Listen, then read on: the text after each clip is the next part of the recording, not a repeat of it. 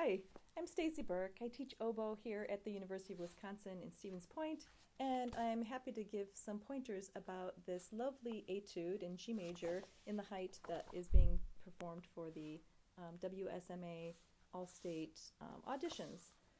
First thing I want to point out about this is that the tempo marking is a little deceiving. It says quarter equals 84, and while I think that is accurate, our pulse isn't a quarter note. So that might be accurate if we were in 3/4, but we're in 6/8, so I think it might be more helpful to think dotted quarter equals 56. It's the same ratio, but that way we're feeling this nice slower pulse instead of feeling in 3 when it's really in 2. So I'd maybe set your metronomes to 56 instead. Another thing to realize about this edition of the Hite etude is that on measure 20, you probably need to add a dot, because that first note should be a dotted quarter note, and you probably already recognize that from some other measures that are similar. And then lastly, in terms of the addition, in measure 32, I would suggest keeping the C sharp through that measure. We're tying a C sharp into that measure, and it's a little unclear as to if you should play a C or C sharp. I would recommend a C sharp as you continue on, since we already had a C sharp in that measure leading up to that F natural. Beyond that, though, in terms of the musicality, I think with this etude, there's two things to think about. One would be breathing, and the other one is going to be phrasing. So another one is low notes, so maybe there's more than two things. But with the breathing, try to remember that you have opportunities to exhale, because one of our problems as oboists is taking too many inhalations on top of each other, and we can't get rid of enough carbon dioxide. And so when you have the opportunity, make sure you get a good out breath, get rid of that CO2, and then take a nice in breath.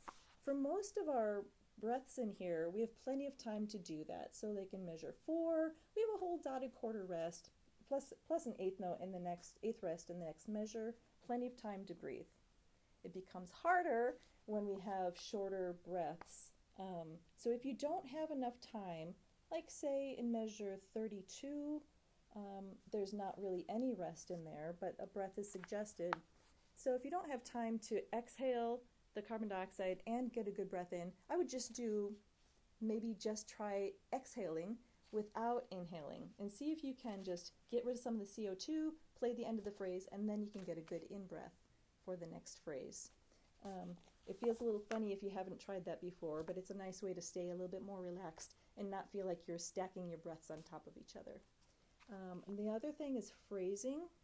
So this etude, we have these lovely phrase marks through here. Try not to get too caught up on just little 2-measure phrases, because I think there are opportunities to think in a little bit broader phrases. So you might think more in like 4-measure phrases, making sure you're leading to the most important note in that whole section of music, not just per every 2 measures. And that's always going to be the case whenever we play music, is to think about where are we leading to, where do we want to lead the audience, and then resolving from there. We also have these lovely gestures where we have these, it's called an Appoggiatura, when we leap up to a note and then we resolve down by step. It's a really lovely gesture, so we can actually bring out that higher note as well. I'm sure you're probably doing that, but it's nice to know that we can kind of lean into those high notes and then relax a little bit from there. The last thing about this is the low notes, and so when you are slurring down to those low Bs, those beautiful low Bs, especially in measure 15, when we slur from the G, try to remember to keep your G embouchure nice and relaxed and your airstream just nice and steady and smooth. You don't have to do any special extra work to get to the low B to happen, and if you're trying to do extra work, it might not happen. So just as you're playing the preparatory G at the end of 14 and the G at the beginning of 15, just think you're already playing a low note, and then you just put your fingers down and let the B sail out from there. Of course, you want to make sure your oboe is in good adjustment, because if you have leaks or something, that makes it a little bit harder. But our biggest problem with slurs down is usually we're too tight with our embouchure, and then we're trying to relax our embouchure as we're going to the note, and that's not as likely to work. So just nice and steady and even, both at 15 and then also near the end of the passage when we get to sing down to those low Bs as well. I obviously played it with vibrato. If you haven't developed much vibrato, that's totally fine. We can play this a little bit more straight tone, but just think again about those lovely, lovely phrases. If you have any questions or you want to have me give you some feedback on your etude or anything else, I'd love to hear from you.